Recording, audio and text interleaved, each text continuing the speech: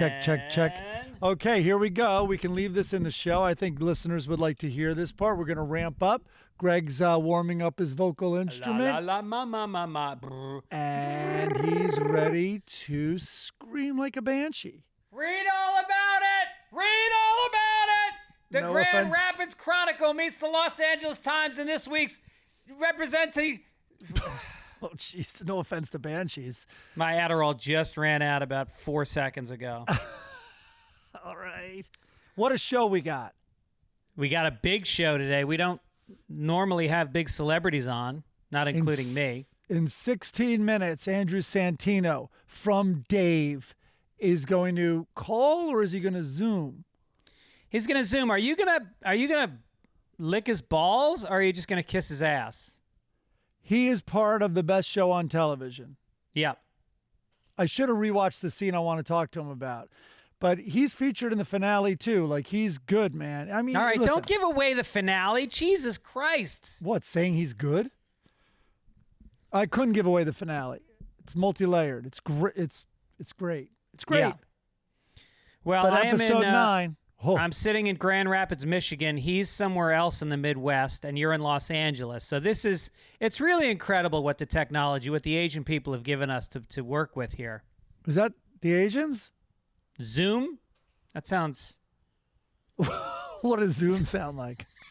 Like Zumba? Like Zumba. Maybe it's Africans. Have these Africans created this technology? Do you not think it's Silicon Valley? Yeah, but... Are you calling Silicon Valley Asian? Oh, there it goes. There it goes. Yeah.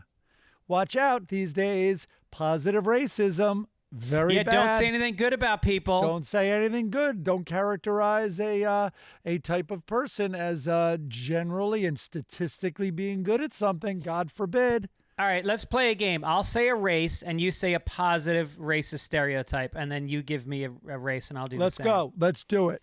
All right, Italians. Wife beaters. They're the best. They're the best good. at it. They are. And the wives I think stay they're like with them. 57,000 and oh. The wives stay with them. That's how charming these bastards are. So charming. You know, people talk about the bad beatings. They don't talk about the great apologies that obviously keep the women in the marriage. Incredible. Okay, you ready? I'll go one to you. Yeah. Russians. Russians are absolutely the best at sex trafficking.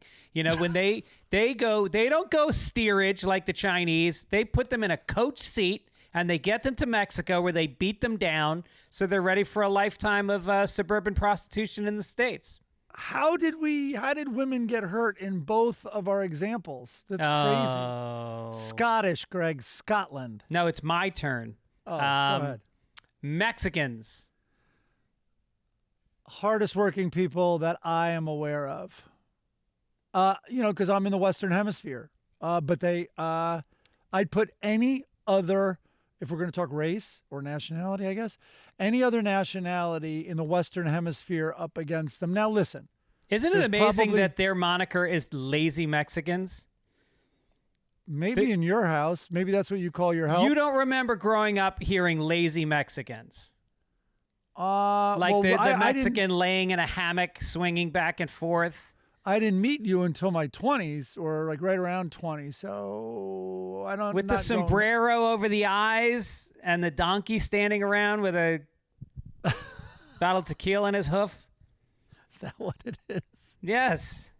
All right, let's move on. All right, let's move on. Listen, I just got back from, I'm not back in LA yet. It's been a 2.5 week tour.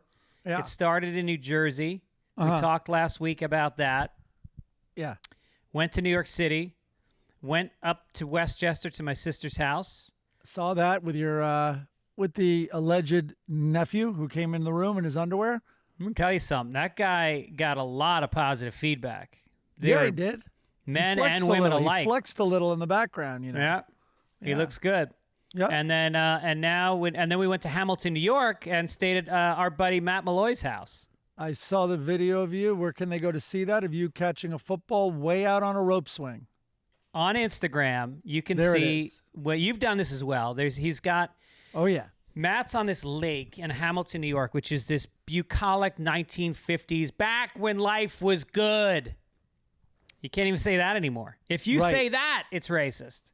Back when life was simple, and he's on a lake. That's a terrible thing to say, but go ahead.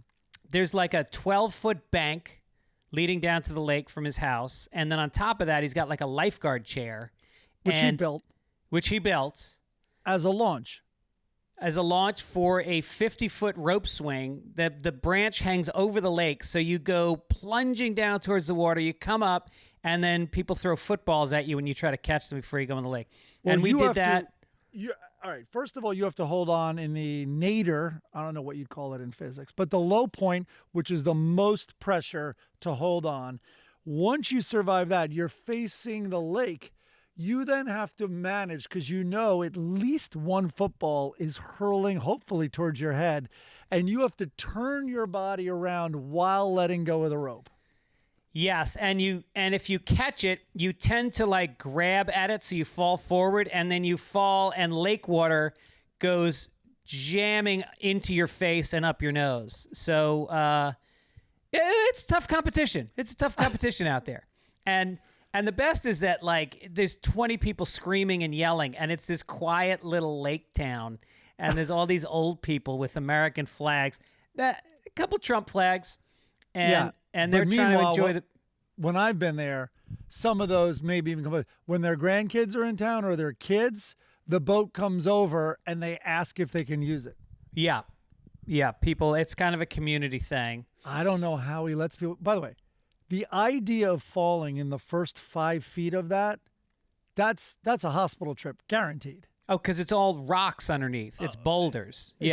No, but also even the 12 feet of like, I don't know, 50% or 60% grade of rocks going down to the water's edge. Yeah. Anyway. And then we also did a thing. We play lake ball when we go up there, which is this is the best. He's got this sprinkler that shoots a circle of water up, and you suspend a Nerf ball on the water, and you take a bat, and this is from the edge of the bank of the lake, and you hit it to the outfield. Now the outfield, there's about 7 outfielders, and they're all in inner tubes, like chairs, like floating chairs. Yeah.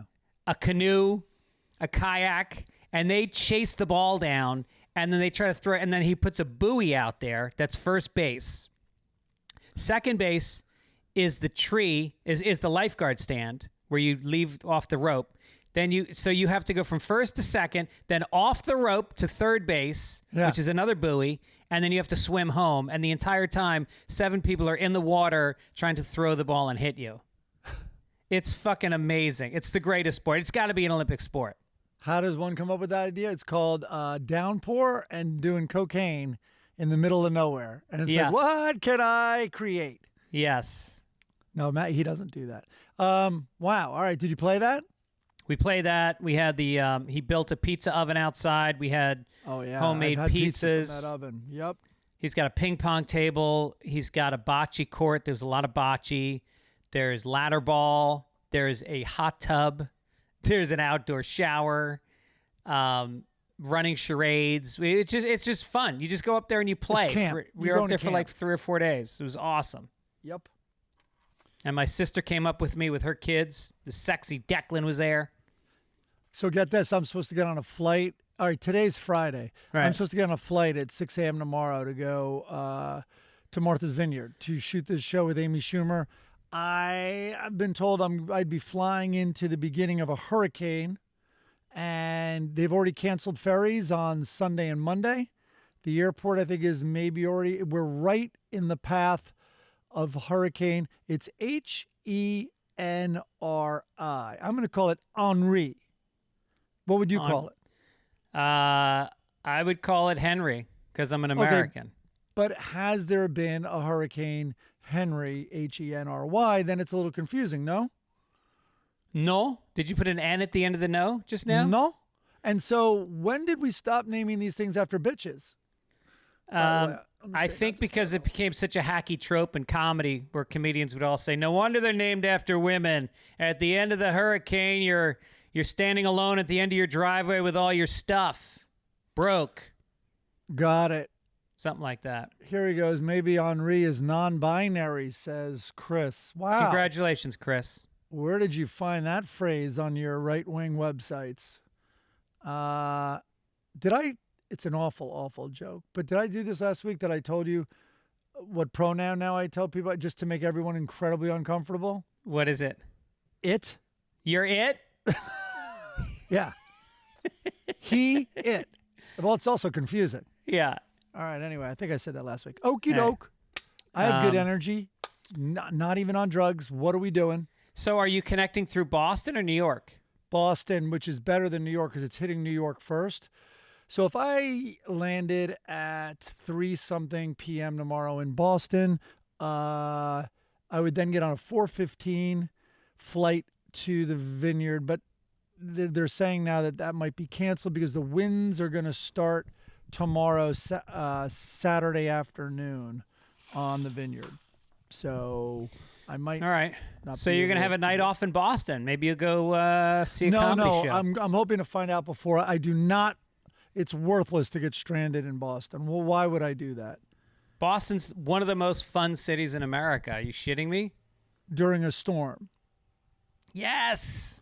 I know, but I'm going because whatever. I can't. I have an idea I want to shoot an episode in the storm. So anyway. Oh, nice. Yeah. Little teaser for Amy Schumer Gets It Done. Yeah, just keep that. Stay on the edge of your seat till February when the show airs. Yeah. Far from hurricane season. But anyway. Shout out to John Cabrera, who once again has he has turned in another masterpiece. This one, he wrote me an email and said that he listened to the Ramones and he doesn't like the Ramones, but he was inspired to write a song in that spirit, and I think he captured that. I thought it was my great. buddy Chris Weinstein, who knows more about music than anybody, like he knew almost all those Paul McCartney stories that were in that series. Have you watched it yet? No. Oh, Jesus. I've been traveling. I'm not watching TV. With Rick Rubin, who we'll get to in a minute. Some guy wrote in not knowing what he was talking about with Rick Rubin. So anyway, he gives no respect to the Ramones. He's like, it's, and he of course has his info, like it's New York Dolls. And he just named all these, obviously the Ramones not known for their musicianship also. So it's interesting because you could just say, well, what about the visceral feeling you get listening to them? You know what I mean? Which is undeniable. But anyway, you know what song did come on this week? I should jot these down more when you're just like, oh, that was it. New segment on our show. During the week, if it happens to you, we have a thing where we call it formerly shit now great or formerly great now shit, where we have a revelation about something. You know what I mean? Flip-flop. We call it flip-flop. Because sometimes, okay, so you know what? So here's mine. Mine this week is formerly shit. Now I realize it's great. And it's a total eclipse of the heart. That duet, I think it's a duet by Bonnie. I think I screened Bonnie Raitt. No. Bonnie. But that song is, I know it's gigantic. I actually hired William Shatner to sing it with this Chinese kid who was like going viral in 2009. But Bonnie Tyler. That song is a monster, man. A total monster. When I was in Boston, there was a guy who was a guitar act, which was always looked down upon.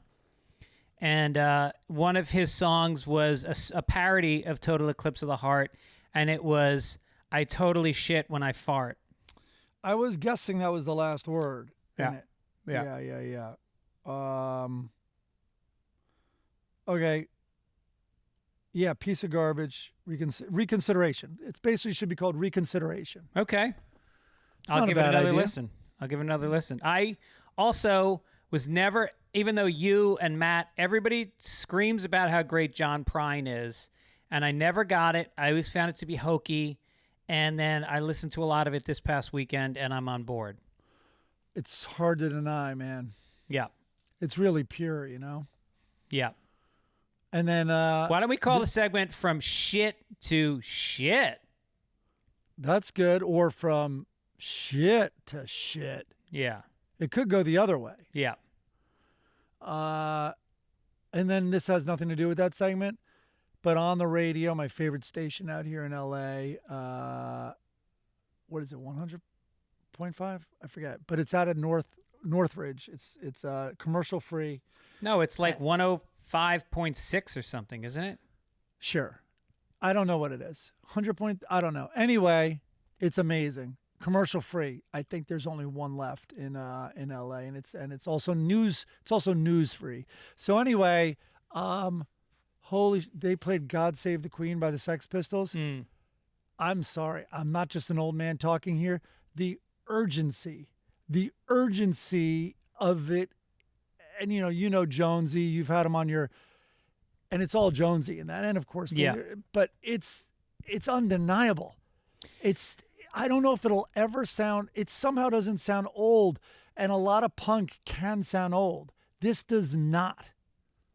Yeah, it's definitely like, the Clash also had the thing where they spoke to that time period of the mods and the punks and the estrangement, the anger that British young men felt. Yeah, and Megan complaining like, oh my God, this family, I just couldn't believe how mean and bad they are. It's like, God save the Queen. She's not a human being. Like, it was fucking being screamed in the 70s. Yeah. And for centuries, how could you not fucking expect that they're barbaric? Yeah. Anyway, right. Moving on. The station, according to Chris Denman, is 88.5 KCSN. Bingo. Yeah. It's incredible. They will play. They have a Bob Dylan hour on Sunday mornings, it's 2 hours of Bob Dylan on Sunday mornings. And they just talked to the women who he groomed for sex. Yeah. Speaking of grooming for sex. What a bullshit article. I bet Mia Farrow's behind it. She hates Jewish geniuses. Woo! Fuck you, Mia. Yeah, Mia. I mean, how much? Wait, hold on. We've got a guest. Look at this guy. Look how on guest time is he is. Joining us. Are you masturbating? With his pants on? Look at that thing. Look at that. Called a boys. There's Nashville motherfucking slider. snakes on the motherfucking plane. What's up, boys? How are you? I'm good, man. I'm in Nashville, Tennessee, and I'm here with my lover, Chris O'Connor. That's the guy that I've been sleeping with for the past, how long have we been sleeping together? For a couple of years? Yeah, 2 years. 2 years we've been sleeping together. And so, Pretty solid. Did it start with the comedy and end with the butt fucking, or what came first? Started with the butt fucking. The comedy's kind of become like a passive part of our life.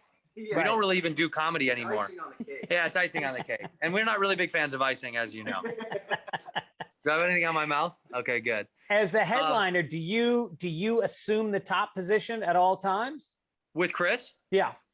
See, we'll do. I'm a dominant sub. He's a dominant sub. We'll do Yeah. the gate. We call it the gator roll, where we're it's such a wild, we're just fucking wild that we're rolling over each other constantly. So I don't know who's really on top and on bottom because we're just gatoring. We're gatoring all night long. Right. A lot of role play. Fitz, where are you coming? Are you coming live from a Quality Inn? What is that? Where are you? I'm across the street from the Dr. Grins in Grand Rapids, Michigan, where I think you're going to be next month. No. Yep. Nope. Saw your name up on their marquee. How funny. I'm definitely not doing it, but how funny that they promoted me and I'm just not going to be there. They're selling tickets for somebody else. That's Andrew Santino too. It's his younger brother. That's right. It's my brother. No, what's the kid? Steve Hofstetter is going to be there and he's selling tickets as me, I think. Maybe it's a hologram. Maybe it's like Tupac. Yeah, I'm selling my hologram out. Wait, who? No, I'm not going to be there. I'm not going to wait, Dr. Grins? You are doing Grand We're Rapids. doing Grand Rapids, but not Dr. Grins. We're doing like a small theater out there. Oh, I see. So I'm at the club and you're at the small theater. Good. All right. Correct. Well, thanks for stopping by. Thank you, Fitz. What's up, boys? I love you guys. What's going on? Well, we were talking about your show, Dave, last week, and we've talked about how good you are on it. But I was telling Greg about the episode where you pretended to have a family, Yes. and the T-ball joke where your son has anger issues, was it? Yes. Yeah. Exactly. And He's charge the mound. He charges the mound. Yeah. Yeah. They were like, make up a narrative about this kid. The director was like, can you make up like a narrative about your son and pick a name? And so I chose the name Darren just because I don't know, I liked the way it sounded. And I was like, Darren's a wild card. You know, he'll charge the mound and he'll put his cup outside of his pants. He'll put his cup on outside of his pants sometimes. But you know, we love him. I just got to bridle that energy. And after the first take, it stuck. Like the Darren thing stuck, and then this aggressive son thing stuck. And then when I did the later scene, which was us inside of his like office writing me a check, that's when I made up the line that he was autistic and he bites his teeth. And I thought for sure that wasn't going to make it in the show. I was like, they're going to cut that. You know what I mean? You know, when you do stuff and you're like, they're going to cut that.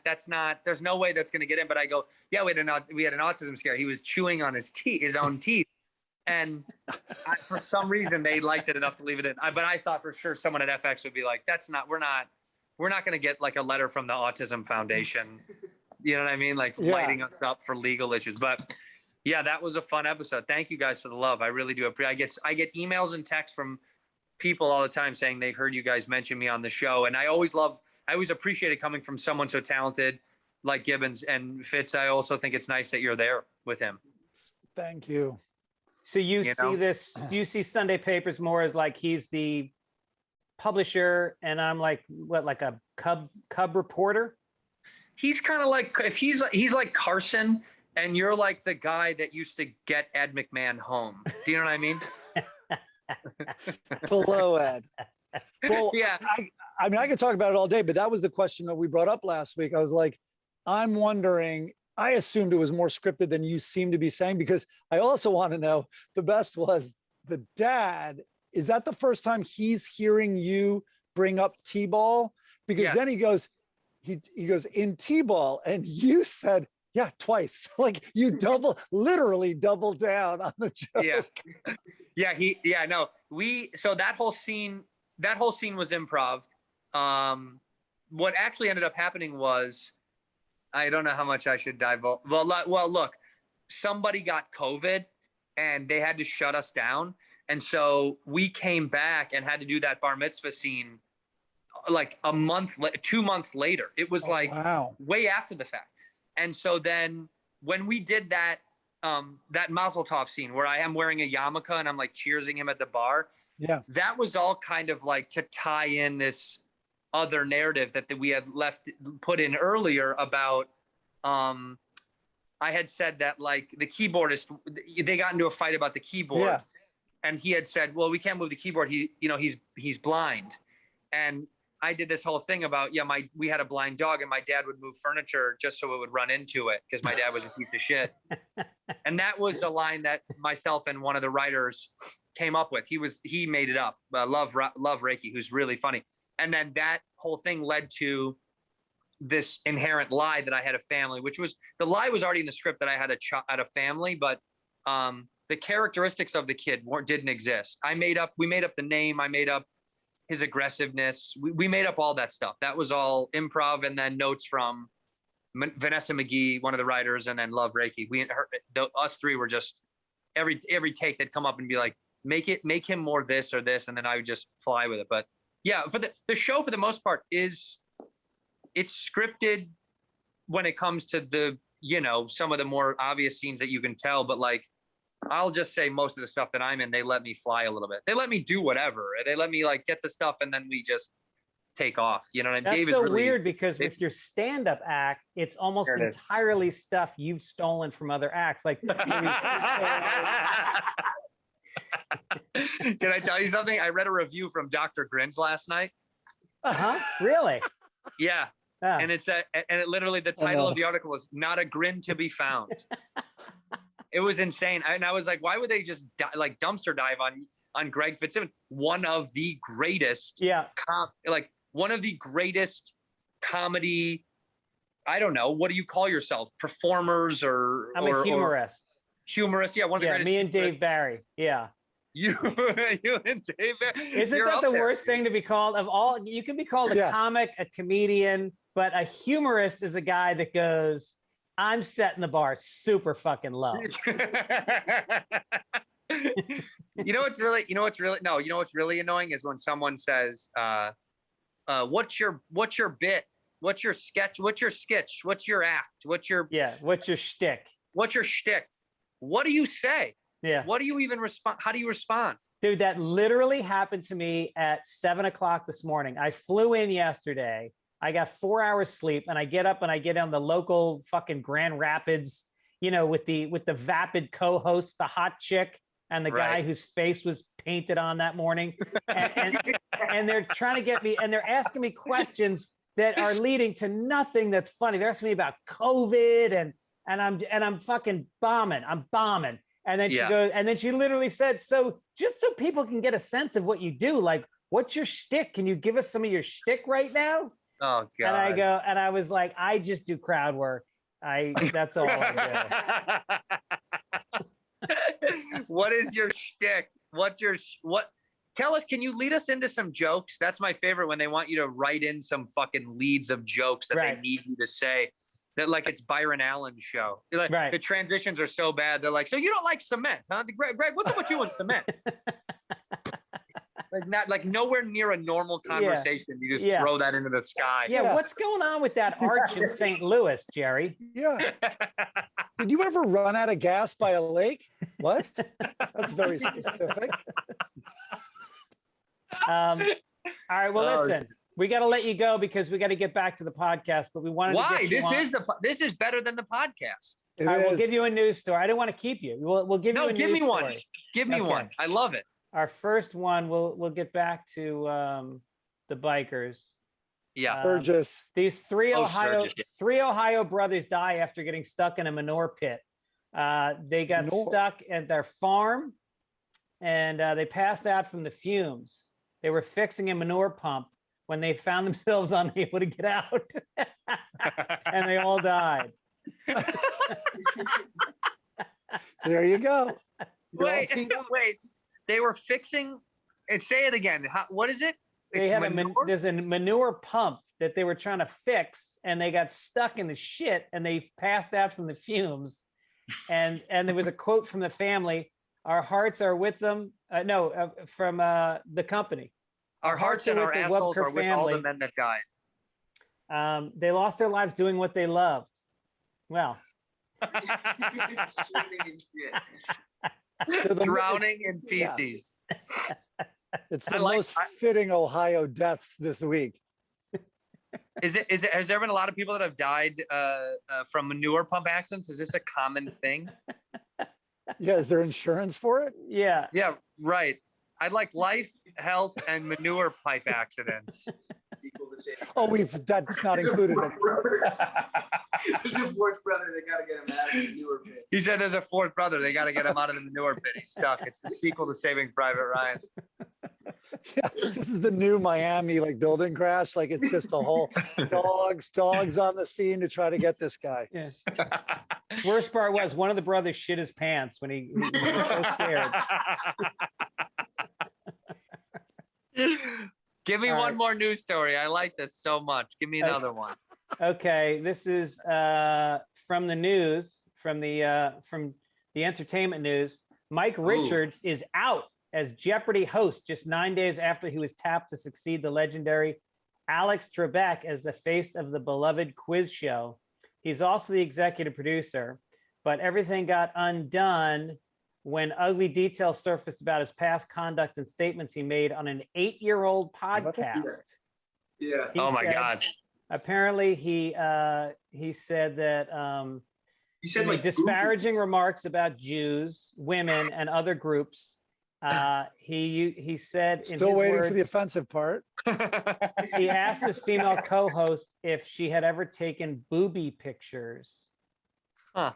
I mean, and he's It's gone. like he knew this would be looked back on and said the right word. I'm not even joking. Like, yeah, boobies is like, Yeah. what, that's not even mean. Like to make fun of Jews and call tits boobs seems pretty like right down the middle of the road to me. I don't know, like what's so bad about that? Seems like he was doing all the right things. Yeah, I mean, I've never Wait a asked minute, so Mike they if he took pee-pee pictures. Mike, do you take pee-pee pictures? Me take pee-pee pictures? Yeah. Not of my own. Right. Right. Yeah. No, that's what I'm saying. What kind of insane person would take their own pee-pee pic? You take public pee-pee pictures of other men that come over to the house for dinner, right? Isn't that part of you guys' thing? Is like get a plate, put your penis out, and you can take a picture by some of the sides, and then you get to sit and eat. Well, that's why I always take I get the little ears of corn you get from the Chinese restaurants, put my dick next to so it looks that much bigger.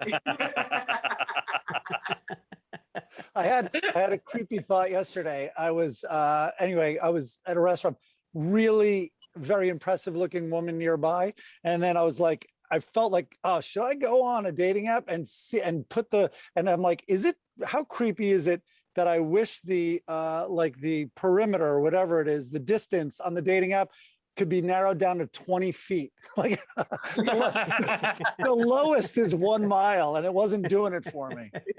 You're like, that's so far. That's just such a lengthy Yeah. in LA, but that's because in LA a mile is just like an afternoon. You're like, I'm not going a mile. Yeah. It's a whole journey that I have to take. No, I paced it out to her. I'm like, I need 11 feet. That's all I need. I think about that time. Anytime I'm in a hotel, I think about that. Yeah. What floor are you on? Right. Is there someone on 2? I'm on 12. Send them up. I As got the crow on a flies, very, very close. Wait, you know what's funny about that story about that guy? I found out he was the I had no idea. He's the executive producer of Jeopardy, right? yes. So he just elected himself. Like he was the only guy. They had a bunch of people come in and he was like, it's me. I think it's going to be me. Oh yeah, and he was smelling his the own one farts. editing together their audition tapes. You know, he was right. That's what it was. Yeah. That's what it was. But It's I kinda like think, that guy, wait till there's a Andy. new episode, and it's going to be like the answer is going to be woke cunts. What is the question? Who is deciding who hosts Jeopardy? This asshole got fired for mocking the Jews and calling breasts boobies. Bop, bop, bop. Next category, Holocaust ?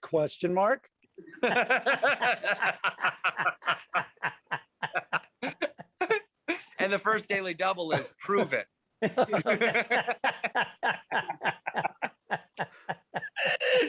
Oh shit! Give me one more. I want one more article. Can I have one more? Oh boy, look at that. All right, let's do. Why like don't you do some Florida Man, Mike? This is our weekly segment Florida called Man. Florida Man.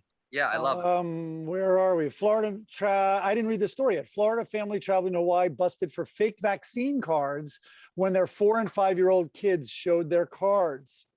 So, there's a huge thing with college kids going back to Yeah, I get heard. around the vaccine mandates. It's like it's the new fake ID.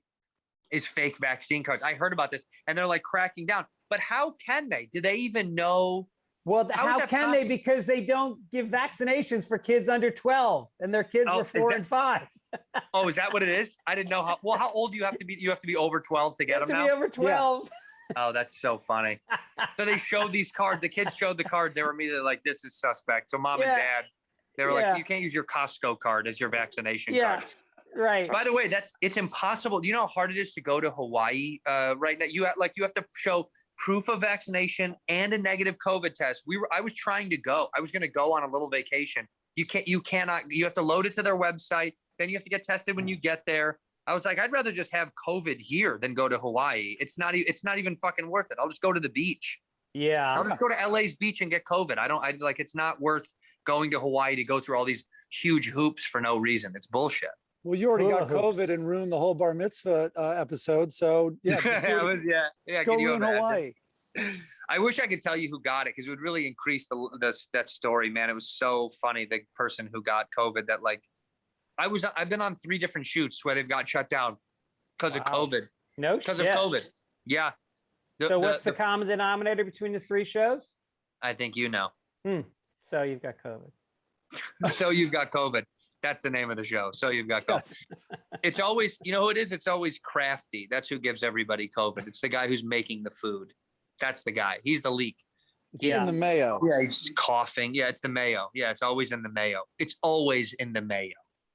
I love you, boys. I love you, boys. I love you. I'm going to go. I have to go do shows at a 17,000 seater tonight. We're doing 17,000 seats. Well, that's how many seats there are. You're not saying how many people are going to be in them.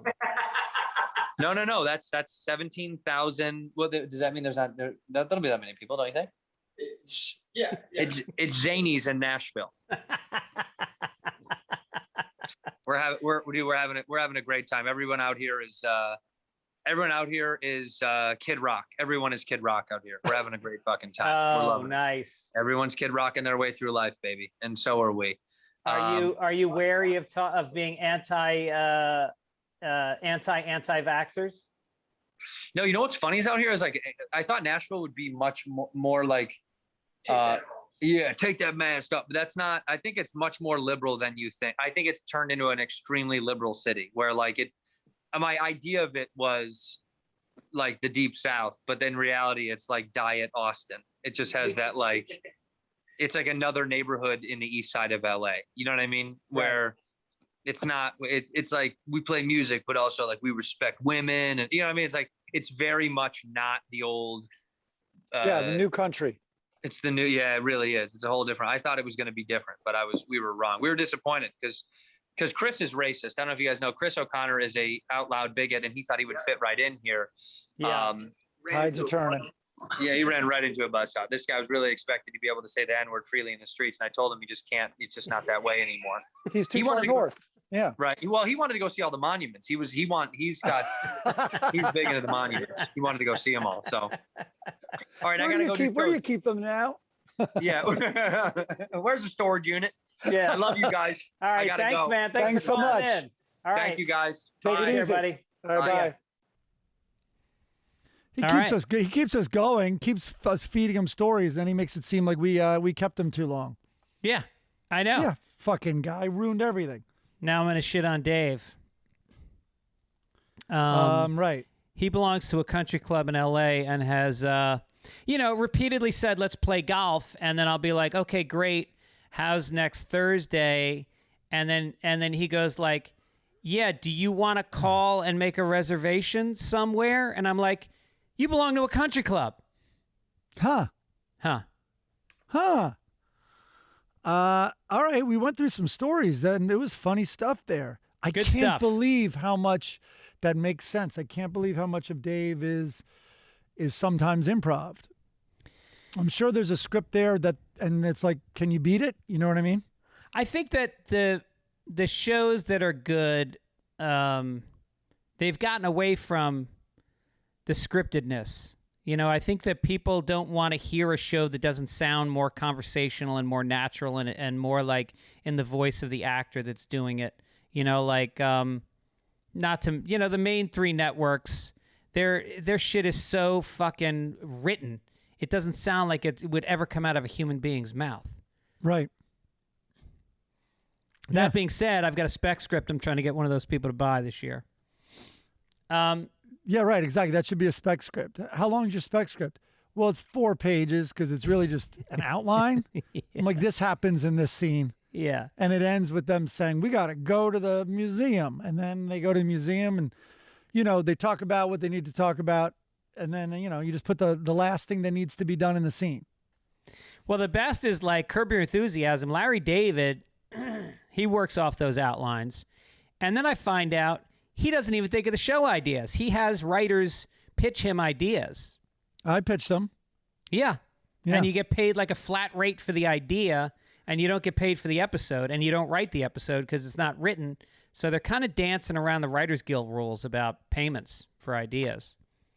Very much so, I think. Yeah, we probably shouldn't go there. No, we shouldn't. But we should go to Buff Ross and thank him for this week's logo. It's a Sturgis shout-out of us on motorcycles. It's going to be our lead story if we ever get to it. Couple quick corrections, and then we'll get to it.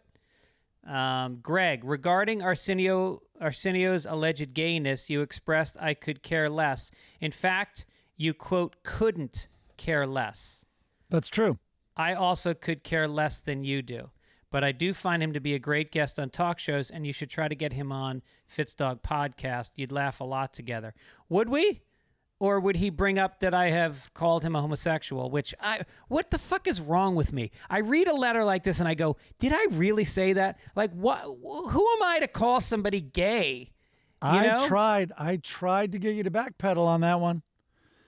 I mean, he might be. I didn't try to get you to is... backpedal off that, but it was kind of like, he might be, and also who cares? But you were who cares? I think I was who cares. It was, I forgot how, there was a context that it came up in. But for the record, my apologies to Arsenio if I have insinuated something. True or not, it's none of my fucking business. I think he's one of those where there's so many rumors about that, and it's not true. Because that's how I feel about Tom Cruise. Yeah, that's how I feel about Tom Cruise. I do not think he's gay, despite seemingly everyone in this town thinking so. Isn't it interesting that we do care so much? I mean, when I say we, I mean collectively as a society that we care so much. Well, I had to jog my memory to remember the Tom Cruise one where it used to be. I mean, those were the two ones that were talked about all the time were Travolta and Cruise. And, of course, South Park, put them both in a literal closet on that amazing, amazing episode. But I think it's a great sign that it's gotten to who gives a shit. Yeah, I think so, which is why I'd like to make a big announcement right now. That Arsenio is definitely gay? Arsenio is definitely gay. Allegedly. Can you say allegedly after definitely? As Chris points out, I'm literally in a closet. You can say that factually. Yeah. Another correction. This is from Ryan, who says, you weren't wrong to say mozzarella. The New York, New Jersey Italian-American accent is different from how Italians speak because when most Italians come to America, here's a cool article about it with a link that I did not go to. Take it each. Yeah. So we're going to guess what it says. It doesn't matter. It better not relate it to that at Ellis Island they chopped off the ends of their names. Right. If they went on with vowels and got a little crazy Italian. Yep. It better not be related to that because I cannot see the link. Because they made you, if you're Santonese, they make it Santino. And because of that, you're refusing to pronounce mozzarella, the A at the end. That's ridiculous. Yeah, that's not okay. All right, we got one letter. You want me to read that Rick Rubin letter?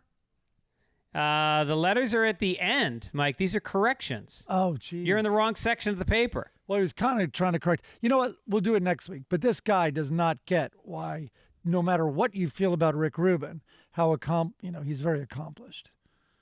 It's a joke to even say it like Speaking of accomplished, I will be performing my stand-up comedy routine, my jokes, my crowd work, my shtick. I will be at the Buffalo Rose in Golden, Colorado, August 26th through the 28th. And the Punchline in Sacramento, September 30th through October 2nd. And October 2nd at 4 p.m., there will be a Sunday Papers live taping that you can, I'm not sure if the ticket link is up yet. If it's not, it'll be up in the next day or two. And we hope to see you guys all there. You can double down. You can go to the podcast taping and then stick around for the early show, which I think is at 7:30. And I believe Mike Gibbons will be doing 5-minute guest spots on those shows. Wow. Was that just announced? Yep. I just thought of it. Boy, glad I heard about it. All right. I'm going to go into the Sacramento local paper. I'm going to do local humor. And also get a local girl. If there's any girls that live in the Sacramento area, I'm married. And so I leave a lot of cash on the table when I leave a town with the women that have propositioned me. But Mike Gibbons is single. So ladies, if you want to I'm going to hop Mike, in the sack. I'm going to hop in the sack town. This is See another what I way did of, there? There's another way of saying Mike needs a place to stay. Yeah. No. Don't calm down, ladies. It's not the case. I'm I'm hard to pin down. Let's just put it that way. I don't even know how to talk to myself. You know what else is really hard to pin down? Hair. Is it? No, it's easy now, Greg. It's gotten easy to pin it down with a little thing that we like to call keeps. Keeps is, and again, I am not eligible for, my hair's gone. My hair is gone. Keeps ain't helping it. Mike, on the other hand, can use I keeps. have a lot. I'm getting a haircut in like an hour, but despite how much it looks like, it's a little bit like Chernobyl over here right now. I need it. I'm going to start using it because I know the chemicals, and it's just a fact that they work with most people. It's just a fact. It's minoxidil and some other stuff, and I used it for years, and it worked. It kept my hair in place. And then you know what I got tired of? I got tired of going to the doctor to get prescriptions. And then I was embarrassed at the pharmacy. Now you don't have to deal with any of that stuff. Look, 2 out of 3 men experience some sort of hair loss by the time they're 35. That's about when it hit me, when I was about 30. And I wish to God I'd continue doing it. And if there was keeps around then, I would still have my beautiful hair. They have 2 FDA-approved medications that can prevent hair loss. They offer both of them. So I went off of one I went off it once before, right? And nothing happened, and I went back on it like a month later thinking like, why wouldn't I stay? You know, I don't know if my hair is falling or not, but this is a safety measure to preserve what I have, right? And it also can grow hair too. One of them, though, is one of the ingredients is very good at maintaining. You know what I mean? This doesn't grow it. This doesn't grow it. This maintains it. I don't know. I think one of the ingredients also has been proven to grow it. So anyway, I then went off it recently because again, I'm like, I don't think I need it. So turns out, I think what happens is you don't realize it till after a month. Like in other words, the effect really and that's what's going on with me now. That's how much it works. Well, listen, it's convenient. You go to a virtual doctor and the medications are delivered straight to your door every 3 months. You don't have to leave your house. It's stress-free and it's low cost, $10 per month it starts at. These are generic versions, discreet packaging. Your mailman doesn't have to know that your hair is falling out except the fact that he can see your head. 5-star reviews. It can take 4 to 6 months to see results, so act fast. If you're ready to take action and prevent hair loss, go to keeps.com/papers to receive your first month of treatment for free. That's keeps.com/papers to get your first month free. keeps.com/papers. Also, the podcast is brought to you by the fine folks at Babbel. This is a good time to learn a new language. Maybe, as I'm doing, brush up on a language that you knew in high school, which for me is French. I've been using Babbel to get my French game back on again. And what's nice is you can you learn it in bites. You don't have to sit there for 3 hours and study. I don't write anything down. They're 15-minute lessons. Yep, and, conversational. Yeah, and it's regular talking. Regular talking. I do this for a living. There you go. It's conversational. It's not like conjugating a verb over and over again. Yeah, you're not going to learn to say the house is red, and write that down 30 times. Yes, la maison est rouge. Is that what it would be? Yeah, la casa est royo. Instead, it's going to be conversational. Like, do they sell weed in that red house? It's useful. Why are the cops surrounding that red house? It's been scientifically proven, and they have used over 100 language experts to come up with this. You can choose from 14 different languages: Spanish, French, Italian, German.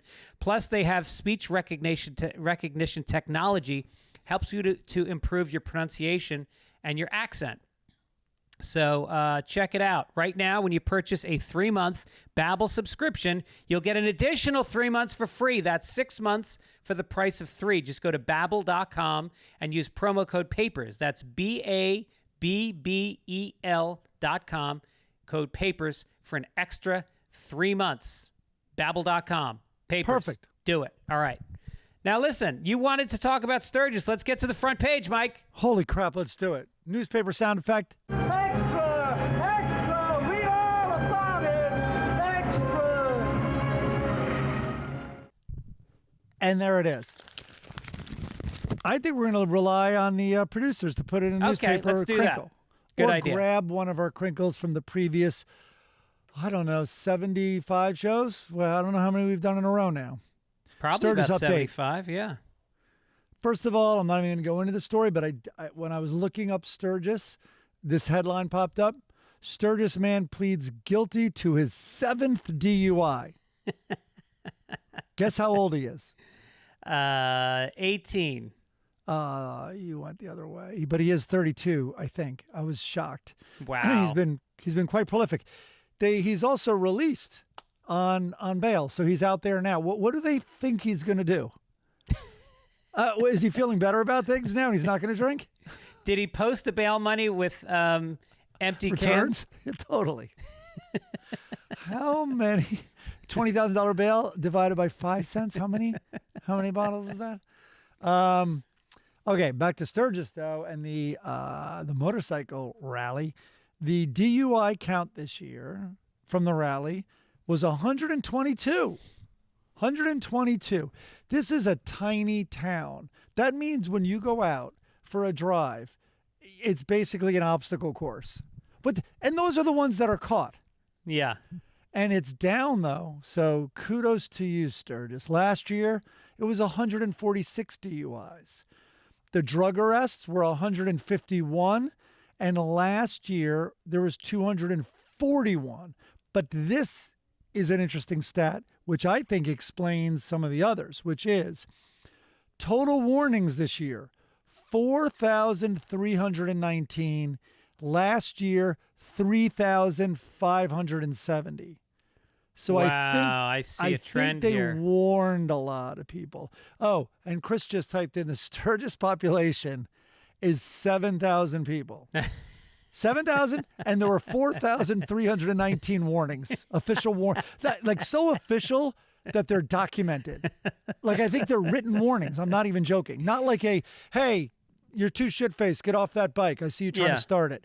This is like a written warning. So is Sturgis over? Are the numbers still rolling in, or is They're saying it's over, but they had also trailed off. I think maybe the Delta thing is going on. I'm not sure. I believe that police arrests in general are down across the country, aren't they? Well, because everyone's defunding the police, Greg. Right. Okay, but I did grab some motorcycle accidents, and no disrespect. Did you put the letter in that we were disrespectful to the Florida woman last week? I think it's in this week. No, but last week we were disrespectful. We got a letter this week about it. Yes. All right, maybe we'll get to it. But I often say the laughing is from an absurdity with no disrespect to them. But if you're not really funny or don't really get humor, I can see how you get tripped up by it. So well, we just laughed at 3 brothers who died in a pile of shit. So I didn't. You two bastards did. So at 7:15 a.m. Friday, a Harley-Davidson motorcycle was eastbound when the driver lost control and was thrown from the motorcycle. The 71-year-old male driver suffered serious injuries. The good news, he was wearing a helmet, but charges are pending. He was wearing a helmet. Were his hands taped to the handlebars? Because at 71, you can't really grasp things that well anymore. Well, imagine like if there's any sort of shaking going on. It's not great when you have both your hands on the steering wheel of a one-wheel vehicle in front. So these are just Friday. At 2:10 p.m. Friday, Harley-Davidson was westbound when the driver changed lanes. He collided with a westbound Dodge Caravan. Oh. The 68-year-old male motorcycle driver sustained minor injuries. Good news again, he was wearing a helmet. They are not making those Dodge Caravans like they used to. The old days, that'd take you out. At 7:15 Friday, wait for it, a Honda motorcycle. What kind of outlier is this? They allow Not those? a Harley. A Honda motorcycle was northbound on Bear Butte Road when the driver lost control. The 62-year-old female driver sustained injuries, and of course, sensible woman was wearing a helmet. Okay, Good for the her. only reason I put that one in there was because at 7:34 p.m., this is 19 minutes later, another Honda motorcycle was westbound on Highway 16. The driver failed to negotiate a curve and lost control. The 64-year-old female driver, what is it with these chicks on Hondas at Sturgis? Wow. Is it the same woman who might have aged 2 years because her injury was so bad in the first one? Right. She sustained minor, and she was wearing a helmet. I think it's too much of a coincidence. It sounds like a lot more people are wearing helmets than in past years. Yeah, and this story too. Harley Davidson at 8:27 p.m. Now this is Saturday. Harley Davidson was westbound on Highway 34 when it collided with a deer in the roadway. Both occupants were thrown from the motorcycle. The 65-year-old male driver was not injured. The 62-year-old female, maybe it's the Honda woman who had to get picked up. She's finally on an appropriate Harley Davidson. Neither occupant was wearing a helmet. I love that deer are getting hit by these don't you think of deers as like, I've stood 100 yards from a deer in the woods and it pops its head up and it turns it back and forth and then it fucking runs. What is with 100,000 motorcycles not driving deer off the roads? Well, a deer must be like, here comes a deer with the most outrageous light in front of it. Like the handlebars, it looks like a deer. Right. The silhouette. Yeah, the poor deer. Holy crap. But, I don't know if you've driven a motorcycle and been going pretty quickly. There is not a lot you can do if something pops up in the road. A car, man, you fucking smash those brakes down to the floor. You do that on a motorcycle, you are spilling. By the way, just for the record, Sunday Papers listeners, Mike has a Vespa. He has a scooter. He doesn't have a motorcycle. I did have a motorcycle in Boston, and a cab cut me off, and I went right over the hood. Oh, really? Yeah, Suzuki GS 350 maybe. Like not a big bike, but I drove it from New York to Boston on the Route 84. Damn. Yeah. Okay, but I've buried the lead here, LEDE, with the Sturgis news stories. Here's the headline. Week-long child sex trafficking sting at Sturgis motorcycle rally nets 9 arrests. Oh, hence less DUIs. Their hands were a little bit full with fucking pedophiles. If you're wondering why all the old bikes why the bikes are being crashed by old guys, it's because the young guys are back in their hotel trying to get children to have sex with them. 8 of the 9 men arrested, who the age range is 22 to 54, are South Dakota residents, and they're charged with it. The other one's a New Yorker, by the way. And they're charged with enticement of a minor using the internet, a charge which carries a minimum sentence of 10 years in prison upon conviction. Yeah. So that went on at the rally.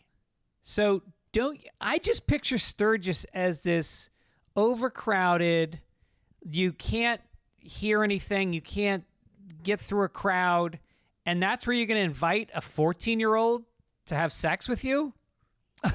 It's almost like you want to get caught. I mean, I'm not telling you the right way to do it because I certainly don't want people to succeed, but this seems like the most, the easiest way to get caught. I'm surprised we haven't read one where it's like the 43-year-old driver failed to negotiate the curve, lost control, and the child was thrown from the back seat of his Harley Davidson. The child went clear through the air, right over the Dodge Caravan. If you see a child there, you know that's a red flag because these people abort their children. Oh, Gregory. Allegedly. What? Allegedly. All right. That's the Sturgis update. And right. Maybe there'll be another one next week. I'm sure they will. I bet when the dust settles. Some people are going to linger and loiter. There'll be more DUIs. Yeah.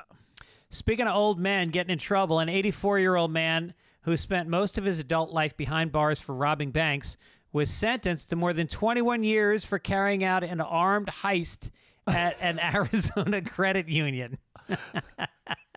Right. He was About 7 months after he was released from prison, he was struggling to adjust to life on the outside. Krebs, who was in a wheelchair and had trouble hearing during his sentencing, declined to answer a judge's question about whether he accepted responsibility for his actions. Imagine him in the bank. What? What? It's like, I said, do you want it in 20s or 50s? Oh, my God. Everybody, put up your hands. Everybody on the ground, except you. Can you push me out of here? I want you to face down on the floor and count down from 100. I don't hear you. I don't hear you. I still don't hear you. Actually, can you make it 1,000? I'm in a fucking wheelchair. Yeah. No doubt. Oh, my God. So this guy's, he served 30 years for an 81 bank heist in Florida and was sentenced to 3 years after a conviction in Chicago for embezzling $72,000 from a bank where he worked as a teller. Like, do you really think you're going to work as a bank teller and take the money? Like, I used to work at a fucking donut shop in New York, and they used to count the donuts. We did inventory. That's why you stole the money. That's right. Because they were looking over here at the crullers. Oh, God. This is a new law called the Karen Law. A New York man has become the first to be prosecuted under the new Central Park Karen Law. On Memorial Day weekend, Amy Cooper was branded a Karen. We remember her. She phoned 911 to say an African-American man was threatening her. While her third-degree misdemeanor charge of falsely reporting an incident was dropped, it inspired new legislation. So this guy, David Elmendorf, a former owner of an upstate New York ice cream shop, has been ordered to pay $4,500 between 9 Black Lives Matter protesters after claiming to police they were threatening him. They had been peacefully protesting outside Bumpy's Polar Freeze in Schenectady on June 30th, 2020, after his alleged racist text messages circulated online. During the 9/11 call, he reportedly said there were 20 armed protesters who were threatening to shoot him, and he allegedly called them a number of racial slurs, describing them. I'm not going to say what he described them as. Let's just say it was rude. Yeah, but that's a lot better than people think right now. There's He described them no as N-word. Savages hanging out in Section 8 housing. Yeah, I'm not defending the guy. I just, but it's awful. But yeah, you made it sound worse and whatever. I shouldn't have said anything. So wait a minute. There's no, what would you call this? There's no law already existing. We have to drag the name Karen into this. There's no law against false reports. Of course there is. I think it's like, the same way an assault is different than a hate crime. I think that this would be calling in a false report if it involves It's racially race. charged, it says. I believe so. Yes. But boy, the poor name Karen gets dragged into the racially charged false reports when Karens, I mean, come on, they're even about dirty, glasses in restaurants and stuff, when your water comes. We shouldn't limit them to racially charged Karen activity. I do feel bad for Karens. You know what's funny is I just had who did I just have on who was saying her mother is a Karen. Her name is Karen, and she's a social justice warrior. Oh, why am I'm fucking spacing her name? Rachel Feinstein, and who you'll see probably this summer because she's Amy's best friend. Yep. But yeah, her mom is like this civil rights activist, and her name is Karen, and she fucking hates that that name has been co-opted by that group because she is the woman out there yelling and screaming, but she's doing it on the right side.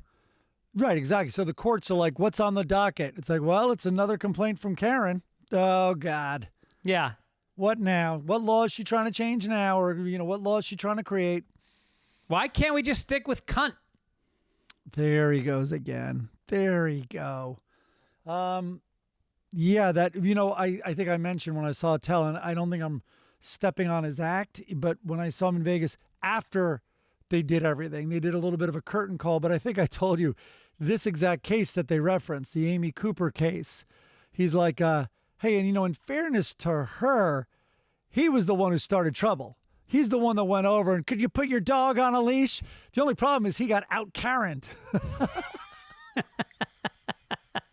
It's such a perfect Chappelle angle. Yeah, yeah. Like everyone hated her, and he's like, "Hey, it's the fight. That guy was a dick. He was allegedly gay. He started it." That would be like, that's so much more of an insult because that guy was openly gay. Is to always go like, no, he was allegedly gay. Wait, what guy was gay? The dog watcher guy. The bird watcher was gay? Wasn't he? I don't know. It's a weird. Usually, 9 out of 10 times when you say the bird watcher was gay, the answer is a definitive yes, without allegedly. I saw him with Arsenio Hall, and I'm just thinking. Yeah. I mean, he went to Harvard, and he was a bird watcher. I don't know. Somebody will the first write thing us a I think correction. of is gay black guy. Allegedly black guy. Speaking of black, allegedly, with that resume, it's a. I would much more have guessed an old, crusty, waspy racist than what it turned out to be, like an Audubon Society fucking old timer.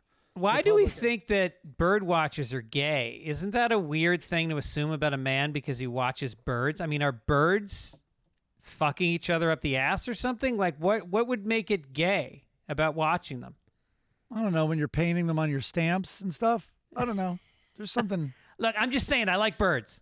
They're sensitive. Maybe that's what. To answer your question honestly, probably because it's a very sensitive kind of thing to do. Yeah. Oh, well, wait a minute. Chris Denman just posted a picture of him, and he's wearing an American flag, but it's got a rainbow as the stripes. And he also wrote, if you like pussy, you shoot them birds. Okay. All right. Interesting. And I don't think he means with the camera. All right. Let's go to international.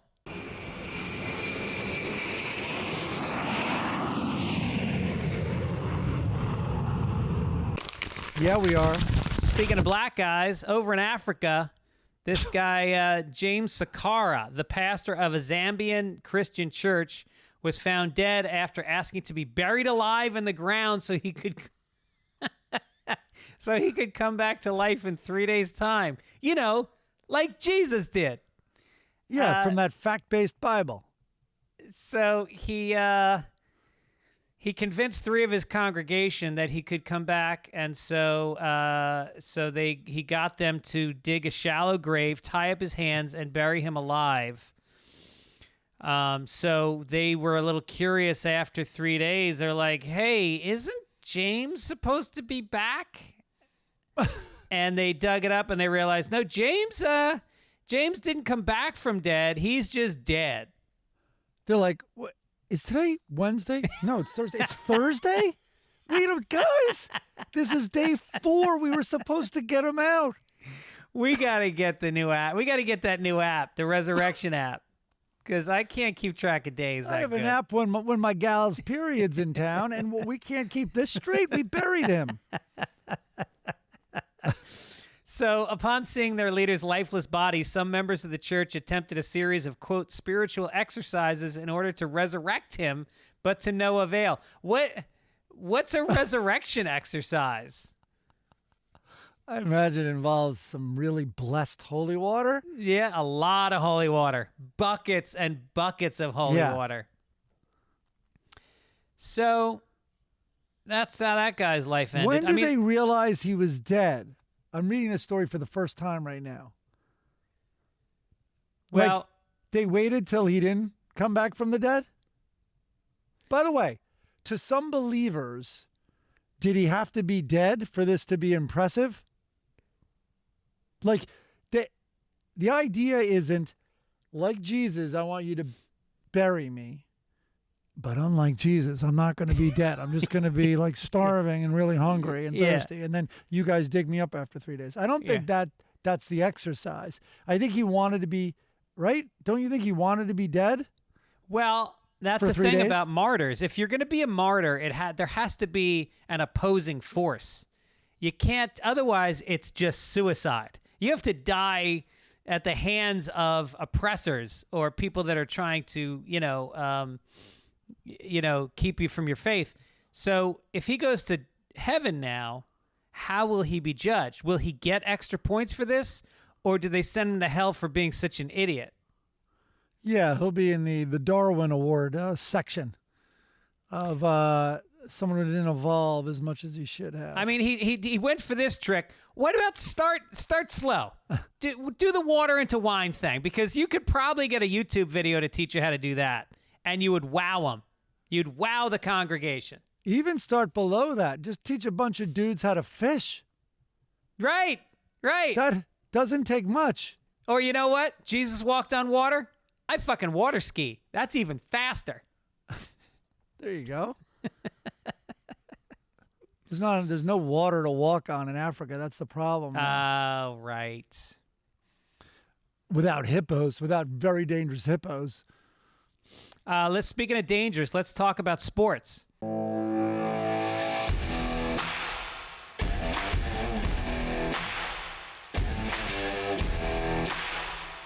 Dun, da, da, da, sports. I only put this in here because there was one line that made me laugh. So I didn't know this. I didn't know Manny Pacquiao was still fighting. So anyway, I'm just going to read you the headline. Las Vegas. 2 weeks ago, Manny Pacquiao was preparing to fight Errol Spence Jr., the unbeaten unified welterweight champion, and perhaps the biggest test of his career since he fought Floyd Mayweather in 2015. Spence is left-handed, as is Pacquiao, and because southpaws don't often face other southpaws, that was a focus in training for the 42-year-old senator from the Philippines. Like, it's the most boring sports talk till that fourth from last word in that sentence.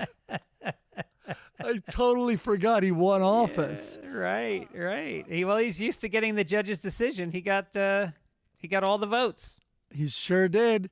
But the story, for those interested in the story, the lefty he was training for this whole time has a detached retina and had to drop out. So the guy that's replacing him is a tough competitor, and he's righty. Oh. And so, yeah, it's I don't know how far away the fight is now, but it's upon us. So his famous coach, I forget the guy's name, the old white guy, they train here in LA, I think, a lot of the time. Oh, yeah? He's a legendary guy. Showtime had a series about him, the trainer. Got it. Anyway, so that was the article. They were talking about that. Oh, yeah, Freddie Roach. There it is. I just watched a documentary on Netflix about this female boxer. I'm trying to find the name right now. I just watched it. Continue watching. It doesn't list it. Anyway, there's this woman, and she was like, they called her the coal miner's daughter boxer because she grew up in West Virginia. She came from a town of nothing. Oh, Christy something. And she started boxing training, and this guy took her on to train her because she showed so much natural promise. And then she became the world champion and the first female fight that was promoted by Don King. And then Tyson used to go see her fight in Vegas, and he liked her so much he put her on the card for his next big fight. So she fought in front of 80,000 people and, $30 million on pay-per-view. And she ended up on the cover of Sports Illustrated. No, I remember, she was on Christy fucking Martin, Letterman sure. and Conan, and she got huge. She made millions of dollars. And then she ended up I won't tell you the rest. It's a fucking great documentary. Christy I'll Martin. see that. I'll see that for sure. What was the Clint Eastwood boxing movie? That was crazy. I'm forgetting the name of it. But I don't know if it was based on anyone real. Here, Chris is going to write in Sweet Baby Left Hook. What was the name of the movie? That Clint Eastwood boxing movie. Just type Clint Eastwood boxing It was without the word orangutan. $1 Million Baby. $1 million baby. What'd you say? Billion? Maybe $1 billion now, but it was $1 million back when it was made. That girl, I believe, lived in the Midwest, so I don't think it was based on her. Yeah. Although it did oh, you know what? I think it was partially based on her. Well, whatever. I don't want to give away the documentary because it has a couple good twists at the end. So watch that. She's a man. Is that the twist at the end? She said that about one of her opponents. She said, I won't fight her until she takes a test and we can prove that she's actually a woman, which was pretty fucking crass. What was the test? That she can't parallel park?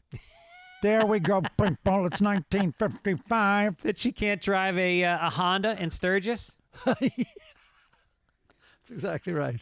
Let's do she a little... ages 2 years because she had a bad spell. Let's do a little science.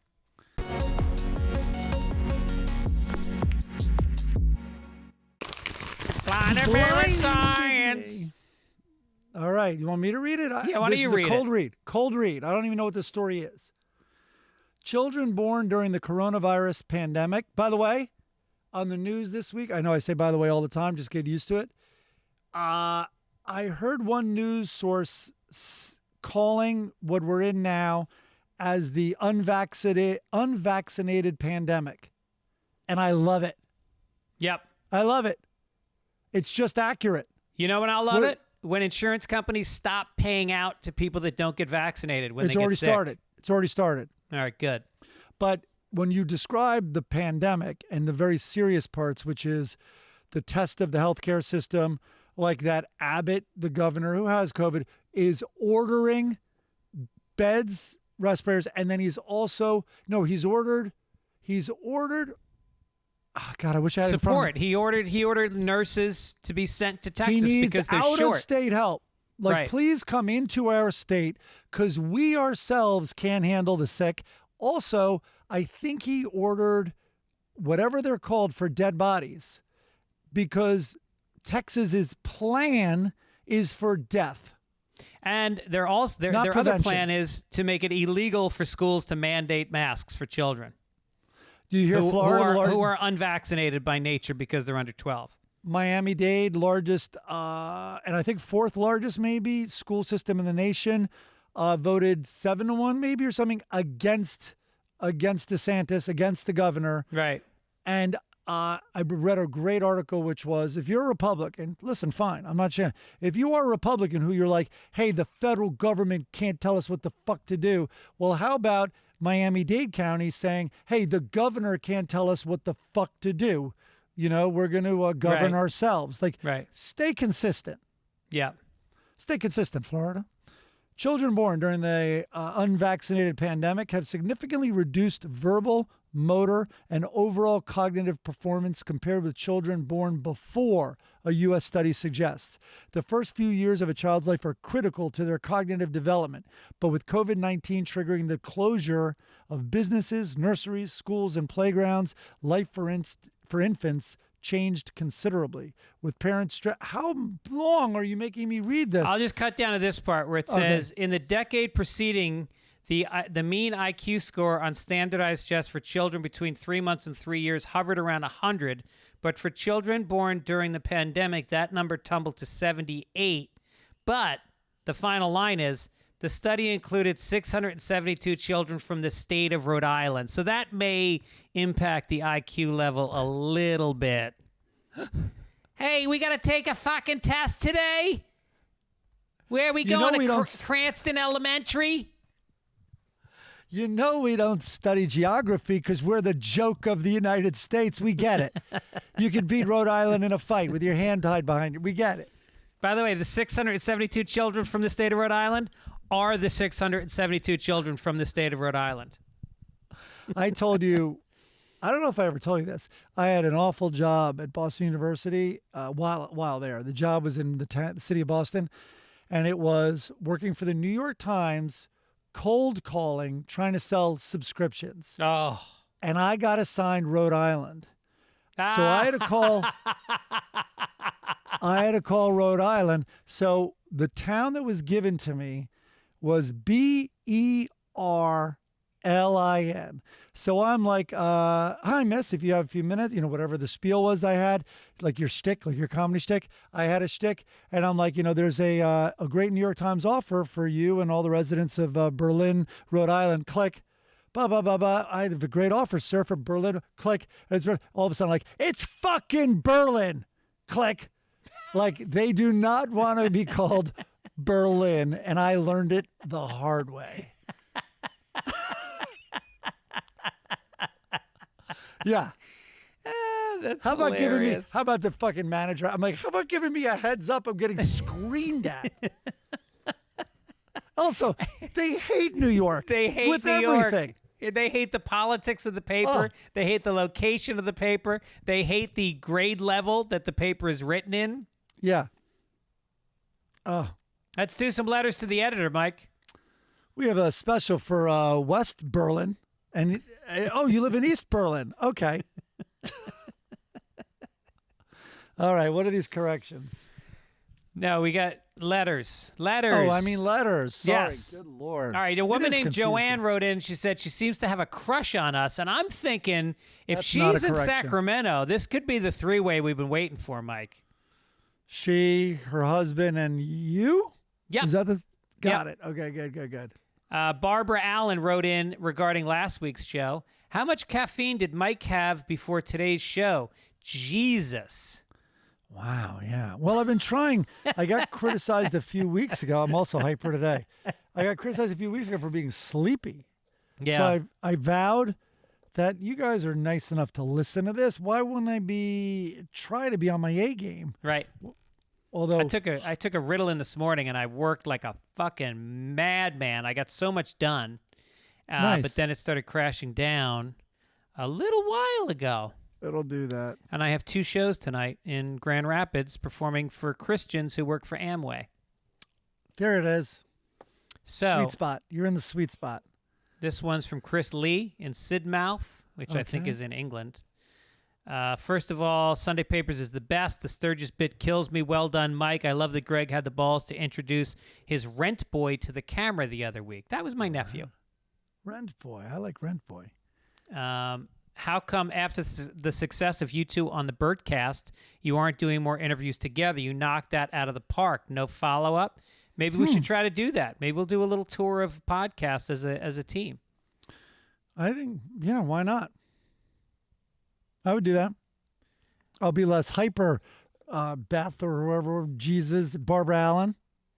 And then this is the guy that suggests that our was a burp. producer does the sting of the newspaper crackling from now on, which I agree. I like that idea. Okay. Well, people kind of liked our public access TV approach to things, you know? They like the handmade crinkle sound. It's handmade. It's not out of a machine. It's not auto-tuned. Mm-hmm. And So we it's could do generally a that. paper that we've already crinkled on at least 9 episodes, so it's got no fucking crackle left to it. Somehow I don't have it in here, yeah. Okay. This is a follow-up to our discussion on why farts can get through a mask but COVID can't. John Favreau, who's a friend of the show, said, "Hi, guys. The most powerful analogy I've read regarding why masks may be effective against this COVID virus involves the example of rainwater and an umbrella. A molecule of water is much smaller than the fibers of an umbrella and should fall through. The water sheds because the molecules are coming down in the form of droplets that are larger than the..." Got it.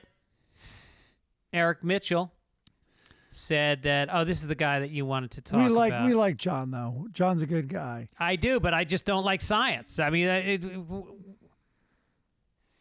I understand that you don't like Florida. As a Floridian, I would suggest that you connect more with your families and move your parents closer. What?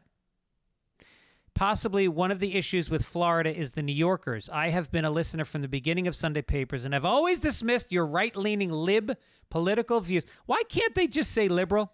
Does the lib sounds a little insulting, doesn't it? Wait, what's the right-leaning part? Oh, right. Right-leaning lib political views because you have a good chemistry like old friends and listening to two old guys like myself stumble, blah, blah, blah, blah. But this week when Mike laughed about a woman being shot by her child, I decided, Oh, that's God. it. That is it. I have never written into a podcast before, and the reason I am now is because I think you should know that people listen to words that you say. I know your views on Florida is just a bunch of poor whites and a mess of brown people not behaving, but we live in a community affected by the things you think are so beneath you. California is so great. Okay, maybe just comedy, but come on, this talk, if not funny, just divides us. Well, if you don't think that a child shooting her mother is funny, then you got the wrong goddamn podcast. Okay, sorry. Right there, I laughed really hard at what Greg said. I know Greg is not making light of the tragedy that the woman died, but it's like some things are so absurd. And I prefaced by saying I really am not like laughing at her. But then we did. You're right, though. We did make fun of the situation. It is but you also can't deny, Eric, you have the world's most famous amusement park, but your state is pretty amusing as well. And it's as if a giant, that old term, but it's as if like people shook the country and whatever was loose fell to Florida. A lot of serial killers, they take long road trips there from Seattle, from Kansas. They it's a place, it's a draw. You have a draw there. You have a unique draw. You draw a lot of the world's tourists and a lot of the really mentally damaged people. Deadbeat dads. There, you can't swing a deadbeat dad without hitting a deadbeat dad down in Florida. Some of the worst politicians. But they duck, you get my because drift? that's what they do. They duck. Get it? And you also have maybe they're drawn there because you have very, very hands-off laws and hands-off government. Yeah. And so I think that draws a certain type of person. And a lot of hands-on uncles. Yes. Here's another I don't guy. think there's any denying that. But Eric, good point. I hope you don't quit the podcast. I hope you do get the point that, as a lot of comedians say, that it's impossible to say that there's not a funny joke that involves the Holocaust. It is true, making fun of the Holocaust is not funny. No one would ever say that. And same with that poor woman who was shot. The jokes I thought were kind of around that area, but sorry if it offended you. Yeah. Here's another guy trying to defend his state. This is the guy from San Diego, Andy, who we've heard from before. Greg and Mike, I'm not a pansy-ass San Diegan, so I can take all the shit you guys say about me. Oh, no, he didn't write in yet, I don't think. He's writing about the guy who wrote in. Drew. Oh, I see. Got it. Yeah. Tell Drew to take his 30-something millennial ass out here with that bullshit response about culture in San Diego. Did he just mention pedal bars and the Gaslight District? As a resident, you should explore a few other areas instead of the tourist traps or the fake plastic affluent areas of La Jolla Del Mar, blah, blah, blah. I'm sure Drew was a terrific salesman in the culture-rich town of Raleigh, North Carolina, before moving from the, quote, East Coast. I assume it's some shit town like Raleigh because no one north of D.C. would ever go to Myrtle Beach or use it as a reference. Now he lives in a real city like San Diego. Oh, yeah. He should expand his horizons and check out areas like Barrio, Logan, Balboa Park, Little Saigon, or Little Italy. All of these areas have a ton of local artists of all types. If his fancy, pretentious white ass can handle some more culture foods, it could get some incredible Filipino food in National City or the best fish tacos in the world at TJ Oyster Bar. That's it. If you're going to defend your city, and when it comes to culture, bring up the fish tacos. We Absolutely. got tacos, people. Yeah. I love all your... We also have ethnicities who are doing all our culture for us. That's right. We farmed it in. Actually, they were here. We farmed ourselves in. Yeah. Yeah, come visit the little enclave we shoved all the Asians into or the enclave we shoved all the Mexicans into. They're fun to visit at night when you're drinking. All right, let's hit the obituaries real quick. And that's all, folks. Maki Kaji was known as the father of Sudoku for bringing the number puzzle to a worldwide audience through his magazine, Nikolai. He died, ready for this, at the age of 69. Look at that. Because Very he's a big numbers numbers guy. in Sudoku. Yeah. That's it. Let's get to the funnies. That's it? Sudoku's amazing. It is. I honestly, I play it every fucking day on my computer. do you do the ones in the LA Times? So I've done ones. I've solved the impossible ones. Yeah? So there's a bunch of advanced tricks. I know one of them, and on the impossible one, it happened to be that one impossible trick where you can, by looking at it, you can eliminate certain numbers when you're down to when you're down to the end where you're like, I just need one break here and I solve the puzzle. And so that's how, but it's some complicated shit. I don't know. Yeah, it's amazing. And, and one of the rules is a true Sudoku has only one solution. I don't know if this is going to track.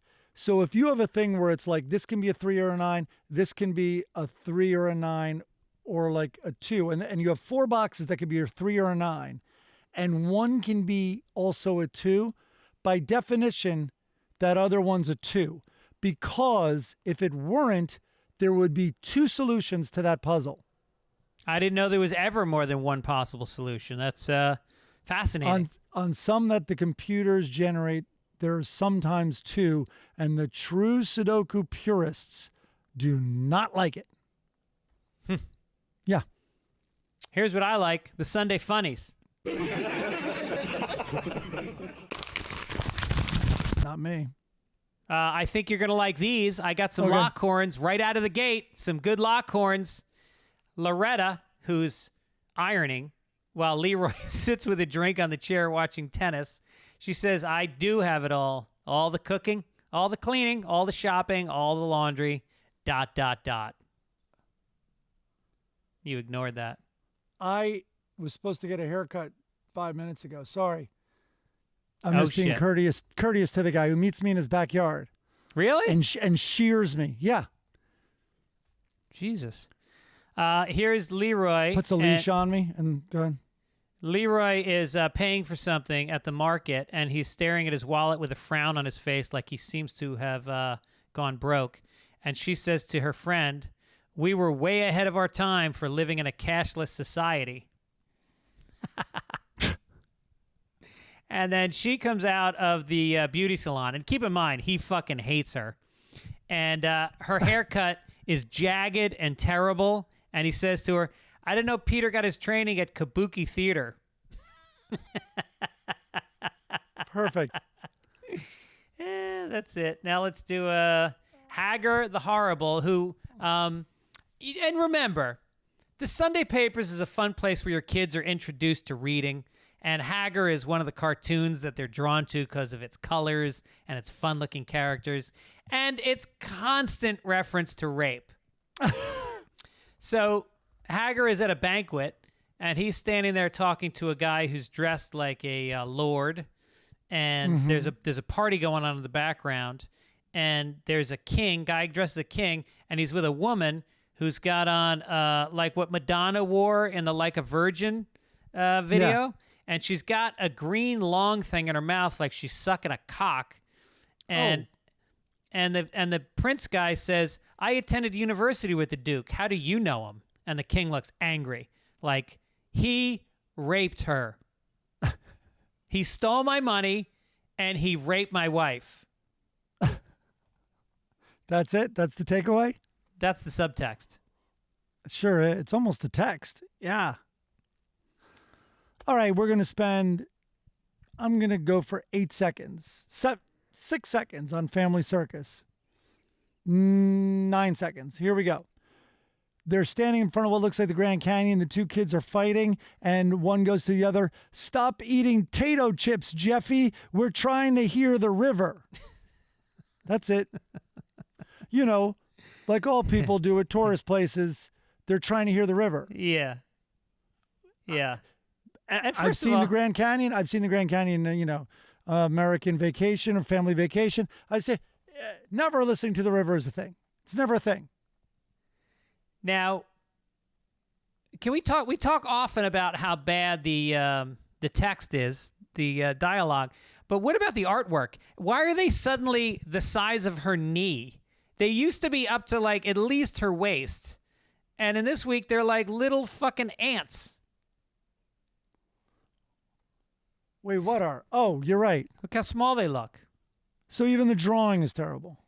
By the way, check out the podcast on YouTube. We forget to mention this all the time, but you can watch the podcast on YouTube if you go to my YouTube channel, Greg Fitzsimmons. It's there. Starting to get more people watching it. We always forget to promote it, so we don't have as many viewers as we should. But oh yeah, what's our? Well, I don't like people viewing us. I know, Mike. I mean, this is a podcast. Yep. I mean, seeing the. Did you see one of the comments about your nephew came in that No. you had left the money on the dresser? It's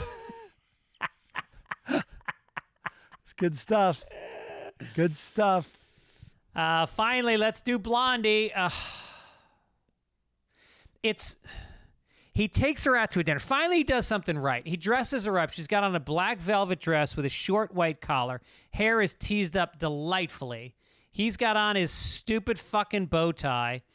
And they're at what looks like a nice restaurant, except usually a nice restaurant has, I don't know, silverware on the table. Uh-huh. Maybe some flowers. There's nothing on the table. And the waiter is standing there with his hands behind his back apologizing. He says, I apologize about your long wait for your dinner. Since our reopening, we've been really busy. And Dagwood says, oh, no problem. We're fine. And you go, there he is. He's being a gentleman. He's showing that he knows how to fucking comport himself at a fancy restaurant, which his wife deserves to be taken to 5 nights a week. Suddenly, the next frame, the final frame, is a pizza delivery guy walking in the fancy restaurant. Are you the folks who ordered a pizza online? Dagwood says, yep, right here. You fucking loser. You are embarrassing her. This is her probably one chance a year you actually take her to a fucking tablecloth joint, a place with an actual tablecloth, and you humiliate this woman by ordering a fucking pizza? Damn. Crazy. It's crazy. Also, that he's using like a joke that was old even before Fast Times at Ridgemont High. Yeah, exactly. You know, the ordering the pizza in the least likely place that anyone's ever ordered a pizza. She looks very good in black. She does. She does. And black I feel like lipstick? yes. She's not afraid of black lipstick. I feel like her best colors are black, pink, and green. Those are the ones I think she just pops in. I think it's the yellow hair, but also she's got like kind of a peach skin tone. Black, pink, and green. Is that like a flag? Does anyone have those colors running in any flag? Arsenio Hall. Oh, look at the callback. I like it. Mike. Well, here's our short podcast. Look at us. We always do that. We always do that. We say we're going to go short, and we don't go short because we enjoy it. And we had a great guest this week. Our thanks to Andrew Santino. Don't forget to check out his podcast, which is called Whiskey Ginger. Yep. And then he does another one with Bobby Lee. I don't know what that's called. Tiger Belly or something? No, Bad Friends, maybe? Maybe. Something like that. It'll Anyway, be easy to find. He doesn't need our promotion. He's selling out 17,000 seat theaters. How far are you along in Dave? I haven't started season 2. Oh, Jesus. Slow start, which I reported. So I've heard. Somebody wrote in that time. they gave up after 3 episodes, but I told them to hang in. Boy, big mistake if they did. Yeah, I know. Yeah. It's like a marriage. You know, after the first 15 years, it starts to get good. Oh, sorry. Oh. Sorry about that. No. Yeah. How many years did you guys last? That's a long haul. 13 and a half, I think. 15 is when it really kicks in. That's when all that unlimited sex anytime you want it because you're married. That's why you do it, right? It's like being at Beefsteak Charlie's and the bottomless bucket of shrimp runs out and you're like, wait a minute, I paid $9.99 here. Bottomless. Where's the rest of the What don't shrimp? you get about bottomless? Yeah. Yeah. Oh, wait, I have a funny story. Speaking of that, if anyone's still listening. But so Sophie was thinking of going, with her fake ID, going to a bar here on Main Street in Santa Monica. And anyway, she was talking to me and Laura, my sister and stuff. And she's like, yeah, my friends are going. They were thinking of me. And she's like, get this. She's like, she goes, between, it was like something between like 10 p.m. and 1, They have a 2-for-1 sale. Not special. The drinks at a bar, a 2-for-1 sale. And I shouldn't have corrected her. I'm like, oh my God, make sure you ask the waitress before, like, is your sale still going on? They'll never think your ID's fake. Right. Where do I go for returns? Because I think I'm going to throw up. Oh my God. All right. Well, listen, give my best to Sophie and tell her I wish her good luck at college. I know she leaves this week. She does. And I won't see her before she leaves. Oh, wait, what day does she leave? Well, you can meet her. This bar has great sales. If you want to go to the Jameson's Pub on Main Street, they have great sales. She goes Wednesday. No, right. She might fly out Tuesday. All right, probably won't see her. Yeah, she does fly out Tuesday. She moves into the dorm Wednesday. All right, well, wish her luck, and I'm sure she'll do great. I'm sure you're very excited. I am very excited about it. And then Yeah. I have my roommate, Olivia, for the rest of the 3 years of high school. Oh, my God. Yeah. That's a Yep. weird dynamic shift, having one kid in the house after having 2 kids in the house. You're going through it. Yeah, there's silences at dinner that you have to start getting used to. I can't do that. We've spent our whole lives filling silences. That's what we do. You're going to start inviting Tom O'Neill over for I don't know if I go that far. By the way, I talked to Tom yesterday, author of Chaos. Pick it up now online. And his mom, who he was very close with, passed away a couple weeks ago, and he's been partying in her apartment. By the way, her apartment is in a home. It's in an old folks' home, so he has friends come over and they hang out because she's got so much stuff he's trying to get through, and he's trying to give it away. So he has people come over, and I don't know if that's COVID safe. It's been done before, but that's his sitcom sitting right there. I know. They love him there. He's gonna miss those ladies. They're gonna miss him. Oh, absolutely, they will. Yeah. Okay. Well, we'll see you next week. Good luck with the storm. I hope you get in okay. Thanks very much. Yeah, I'll let you know how it goes. I might not fly out tomorrow morning. We'll see. Thanks to Chris and Beth and Key for your hard work from Midcoast Media. And we'll see you next week. As they say in San Diego, take it eesh. Take it eesh. Hey.